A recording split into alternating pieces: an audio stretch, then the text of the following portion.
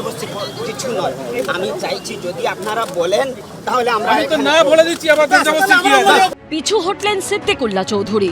কলকাতা বিমানবন্দর চত্বরে থাকা মসজিদে নামাজ পড়ার পুলিশের অনুমতি না পেয়ে শেষমেশ স্থান বদল করতে বাধ্য হল বাঁকড়া মসজিদ কমিটি। ওই এলাকা থেকে 100 মিটার দূরে জামিয়া ইসলামিয়া মাদানিয়া মসজিদে গিয়ে পড়া হলো নামাজ। বিতর্কের সূত্রপাত কলকাতা আন্তর্জাতিক বিমানবন্দর চত্বরে থাকা বাঁকড়া মসজিদ ঘিরে। নিয়ম অনুযায়ী বিমানবন্দরের রানওয়ের অন্তত 250 মিটার দূরত্বে কোনো নির্মাণ থাকার কথা নয়। কলকাতা বিমানবন্দরের সেকেন্ডারি রানওয়ের 165 মিটার দূরে রয়েছে 136 বছরের পুরনো বাঁকড়া মসজিদ। জাতীয় সুরক্ষা এবং বিমানবন্দরের নিরাপত্তা আগে দেখতে হবে। এটা আন্তর্জাতিক বিমানবন্দর, এইখানে এইভাবে খুলে রাখা যায় না। এতদিন কলকাতা বিমানবন্দরের 7 নম্বর গেট দিয়ে ঢুকে মসজিদে যাওয়া যেত, এখন সেই পথ বন্ধ করে দেওয়া হয়েছে বলে অভিযোগ করেছে বাঁকড়া মসজিদ কর্তৃপক্ষ। শুক্রবার প্রতিবাদ কর্মসূচির ডাক দেন বাঁকড়া মসজিদ কমিটির সভাপতি সিদ্দিকুল্লাহ চৌধুরী। আমরা কাল যাব, ওই রাস্তায় বা কোথাও নামাজ পড়ব। এদিন সকাল থেকেই দেখা যায় বাঁকড়া সহ গোটা এলাকা মুড়ে ফেলা হয় কেন্দ্রীয় বাহিনী ও বিরাট পুলিশ বাহিনী দিয়ে।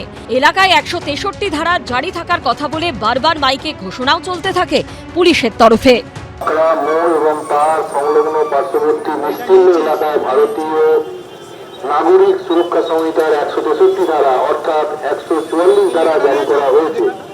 এই নির্ধারিত এলাকায় 4 জন বা তার বেশি লোক জমায়েত হলে প্রশাসন আইনানুগ ব্যবস্থা নিতে বাধ্য থাকবে। এই যে ঠিক সার্ভিস রোডের উপরে যশোর রোডে ঠিক পাশে যে মসজিদ রয়েছে যার নাম রয়েছে জামিয়া ইসলামিয়া মাদানিয়া, এখানে কিন্তু সিদ্দিকুল্লাহ চৌধুরী কিছুক্ষণ আগে প্রবেশ করেছেন এবং যেটা সিদ্ধান্ত হয়েছে যে এই মসজিদেই তারা কিন্তু নামাজ পড়বেন। অর্থাৎ বিতর্ক যে মসজিদকে কেন্দ্র করে ছিল যে আজকে সেখানে ঢুকে তারা নামাজ পড়বেন, শেষমেশ কিন্তু সেখানে পুলিশ বা প্রশাসনের তরফে সেখানে অনুমতি না মেলাতে তারা শেষমেশ সিদ্ধান্ত নেন যে ঠিক যেখানে মসজিদটি ছিল অর্থাৎ এয়ারপোর্ট 7 নম্বর গেটের ঠিক অপোজিটে যে সার্ভিস রোড রয়েছে এখানের যে মসজিদ রয়েছে এখানে তারা নামাজ পড়বেন। আমাদের সিদ্ধান্ত আইনের রাস্তা খোলা।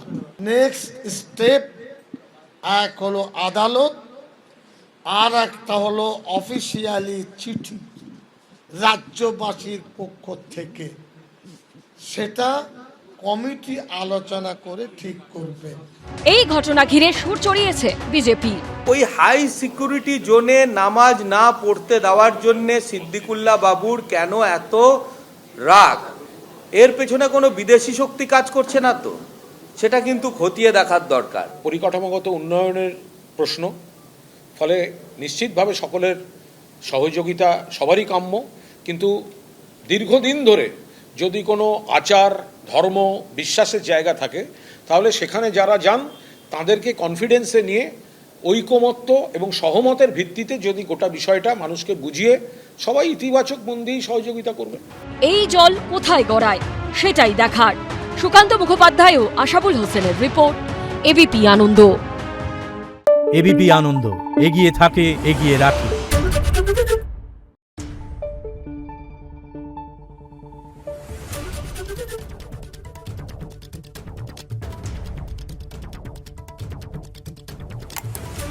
Thank you.